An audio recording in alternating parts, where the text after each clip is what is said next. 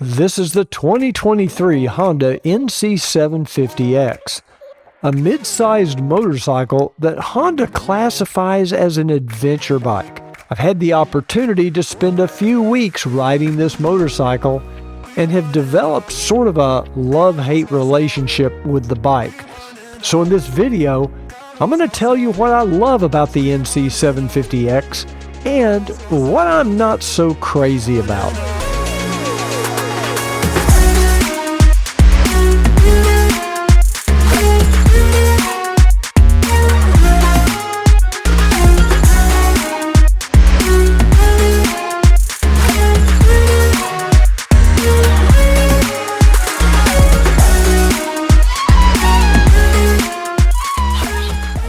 This video is sponsored by Cruiseman's Garage Honda Goldwing Maintenance Video Series. The 2023 NC750X has a wheelbase of 60.1 inches, a seat height of 31.6 inches, and a total overall height of 52.4 inches. The distance between the seat and the foot pegs is somewhere between 15 and 16 inches. The foot pegs are also placed slightly toward the rear of the bike, which caused quite a bit of strain on my knees and my hip after a long ride. So if you're over 6 feet tall, you might consider lowering the pegs or getting a taller seat. The 2023 version of the NC750X is only offered with Honda's dual clutch transmission.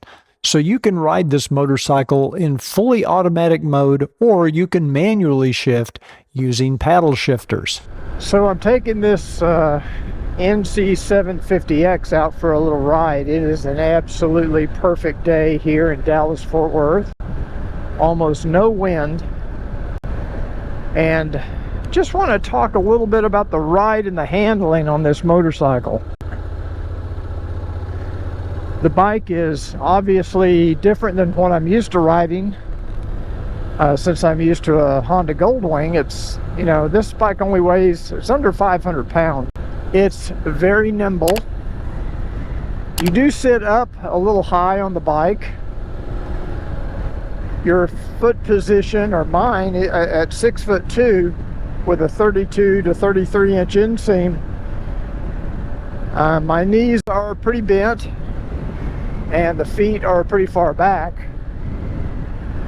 which is a very good position if you're wanting to carve canyons. So sitting on the NC750X, you have a pretty clear view of this TFT LCD display. And I gotta say, it's a lot of information in a pretty small amount of space. It's all digital. They have a digital speedometer, digital tachometer, gear position, all kinds of information. Let's take a closer look at the display on this NC750X. When you turn the ignition switch on, the TFT screen comes to life, as do all of the indicator lights, and they go through a test mode. Now, on the left and right side of the TFT screen, you have a bank of indicator lights. The topmost light indicates when torque control is turned off. The torque control active light will flash or blink whenever torque control has been activated. The headlight high beam indicator is self-explanatory, as is the neutral indicator. At the top right, you'll find an engine coolant temperature light, underneath which you'll find the analog brake system warning light, a low oil pressure light, the mill indicator or the check engine light. At the very bottom, you'll find the parking brake engaged lamp.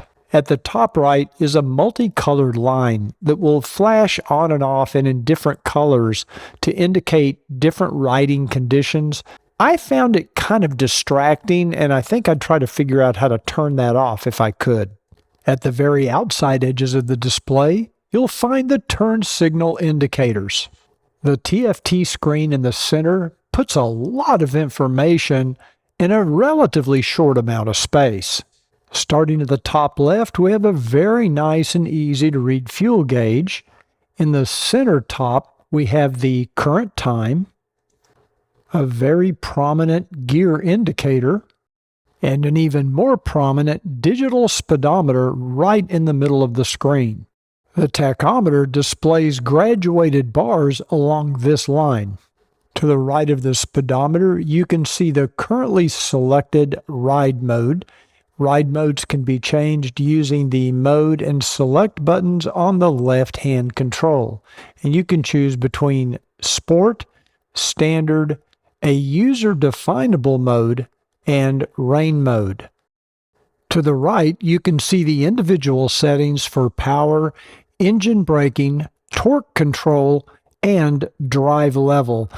When programming a user-definable mode, you can set that drive setting to any of 4 different levels, and it basically alters the RPM shift points.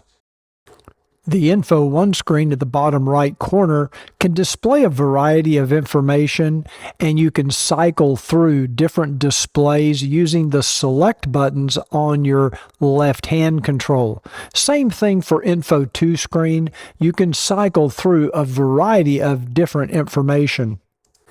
It took a while of riding to get used to all of this information in a small space. But I did find the TFT screen to be extremely easy to see, even in the brightest sunlight conditions. The right-hand control includes the start switch for the engine, as well as the engine shutoff switch, and it also includes the pad that lets you control the DCT transmission. At the bottom of the left-hand control is the downshift button for the DCT transmission, which is controlled by your thumb. A similar button is on the front of the hand control, controlled by your forefinger for upshifts. The turn signal switch, a large horn button, and the mode and select buttons, as well as the high beam and flash to pass buttons. At the very top is the hazard light button. Pulling this lever will engage the parking brake and cause the button to pop out at the bottom, revealing a red line. To release the parking brake, simply press the button in. I found the hand controls to be very logical. All of the buttons were large enough to operate with gloves on and very well designed.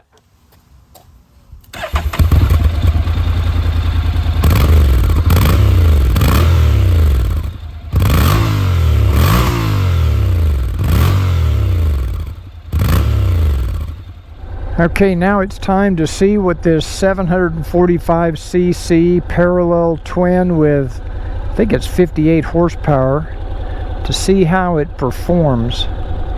We are going to go into, as you can see, I've got controls here to choose a different ride mode. Right now we're in standard, and we're going to go to sport, but we also have a user mode, which you can set traction control, and you can set your power and your throttle response, and we'll talk more about that later. We also have a rain mode, and then we're going to go up in here to sport and just see what this DCT will do in sport mode. Okay, ready? 1, 2, 3.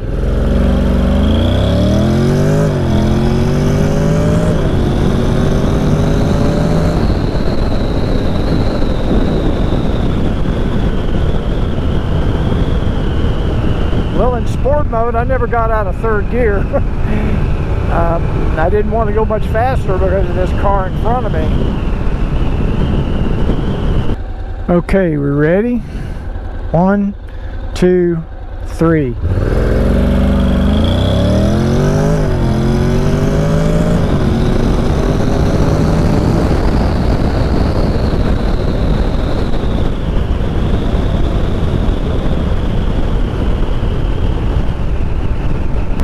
I know some of you hot rodders out there, you might find this parallel twin to be a little tame, but I'll tell you what, I think it's pretty impressive. It's got a little more power than I was expecting. It's got a lot more, it just revs really nice. Actually has a pretty nice sound.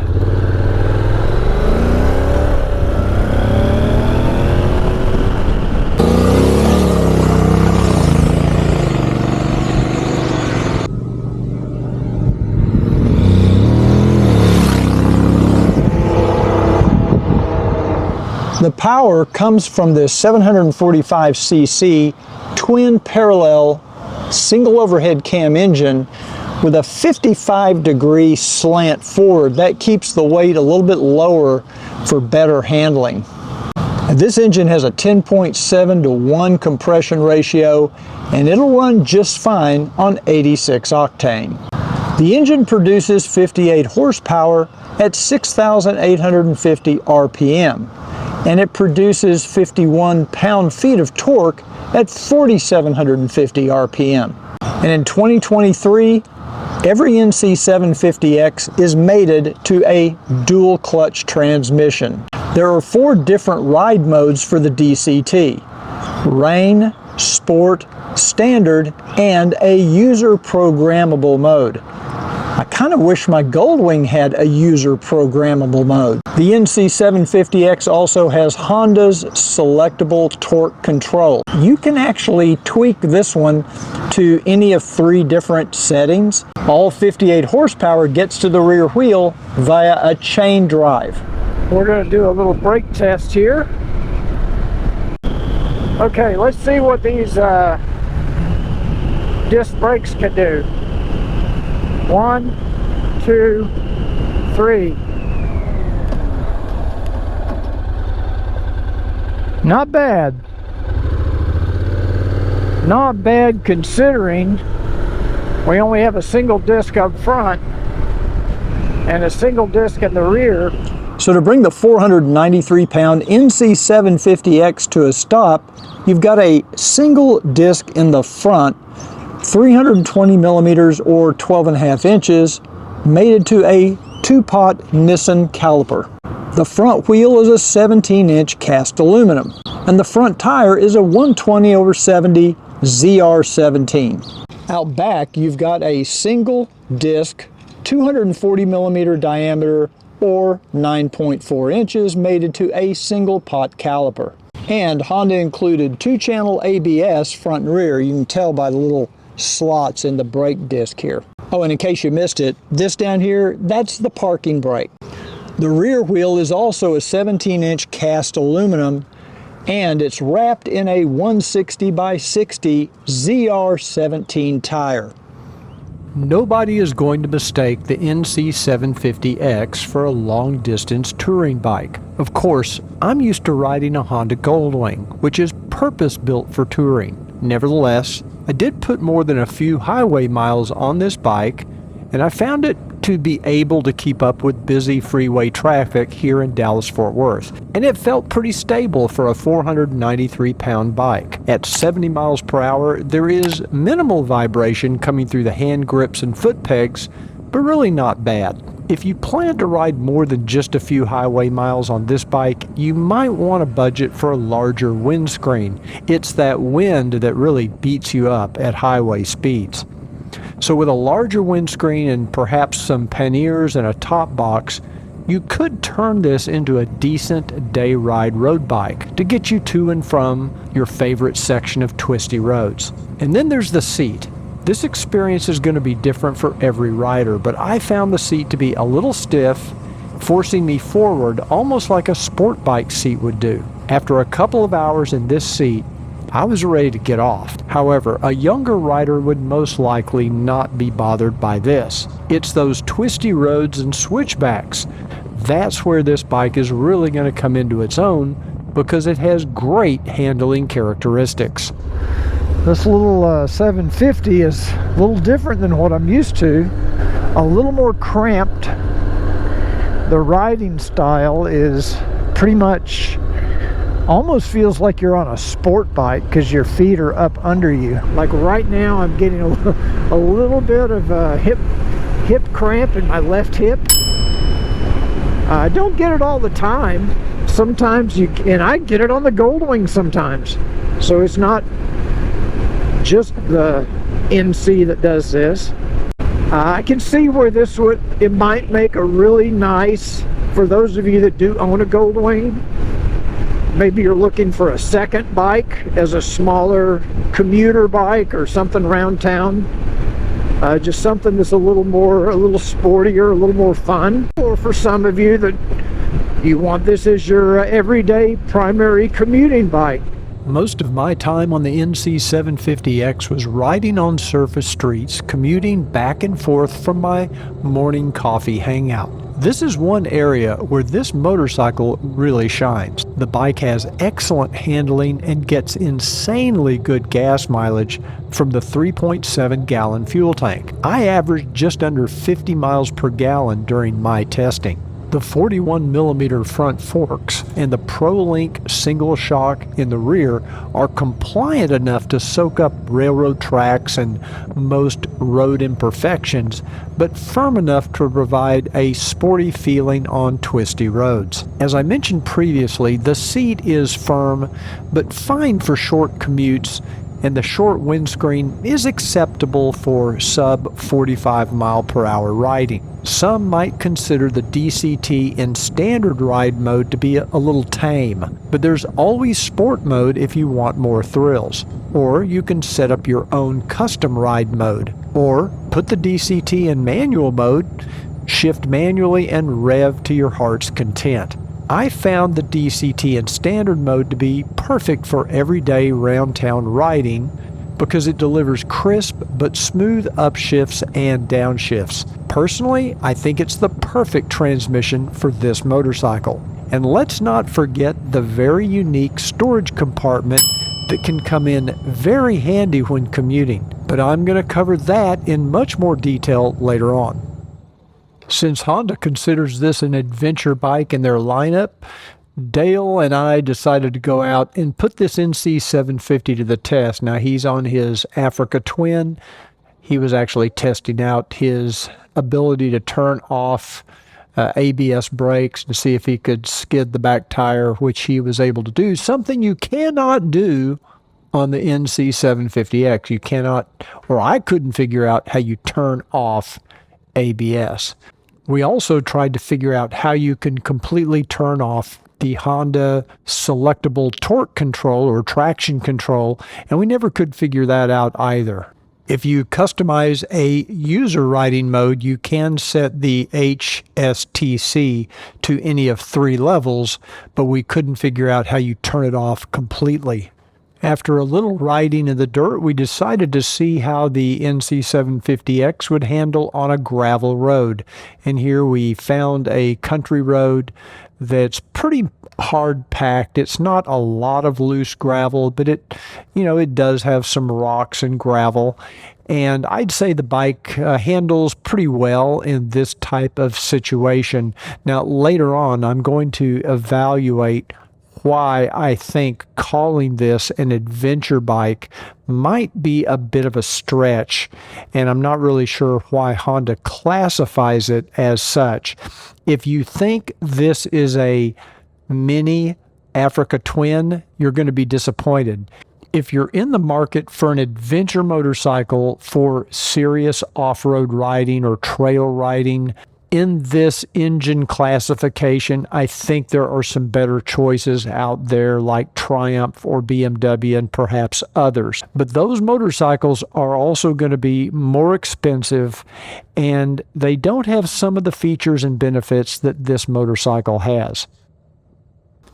One of the most unique features of the NC750X is the 23-liter storage compartment located in front of the rider. Honda moved the fuel tank underneath the seat and located the fuel filler cap under the pillion.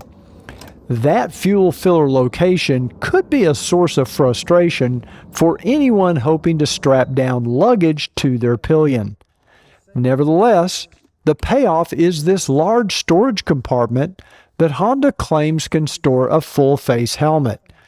Now, I decided to put that to the test. First up is my new Senna Impulse modular helmet. Well, no matter what I tried, I could not get the lid to close with my Impulse inside. Next, I tried my HJC IS Max 2 modular, which I'm pretty sure would have fit, except for the Senna 50S cradle mounted on the side of the helmet. It just wouldn't fit. The Goldilocks moment was with my older Cymax 3 modular helmet, By tipping the chin bar back just about an inch, it would allow the latch to close. Now, I tried this with the other helmets and it didn't seem to make a difference. This storage compartment did work well though when I went to the grocery store and just needed to carry like 3 bags of groceries. It held everything with a little room to spare. So for commuting duties and things like going to a grocery store, it's great. After a short break, I'm going to come back and give you my final thoughts and my score of the 2023 NC750X. Honda lists the NC750X as an adventure bike on their website, right next to the Africa Twin. However, in my opinion, this is not a true adventure bike. When I think of an adventure bike, I think of a motorcycle that can take you just about anywhere on or off-road, including trails, gravel, rocky terrain, climbing hills, etc. And as I mentioned earlier, if you think you're getting an Africa Twin Lite, you might be disappointed. First of all, the NC750X doesn't even have an off-road ride mode for the DCT. Of course, you could program the user-definable DCT mode for off-road, but you won't be able to completely disable the Honda selectable torque control, or at least I couldn't figure out how to do it. And you won't be able to disable ABS brakes either, both of which you should be able to do on an adventure bike. And then there's the chassis. An adventure bike should, at minimum, have a 19-inch front wheel, preferably a spoke wheel. The NC front wheel is only 17 inches and it's cast aluminum. Ground clearance is also an issue. I could barely get over a curb without hearing some unsettling scraping sounds underneath.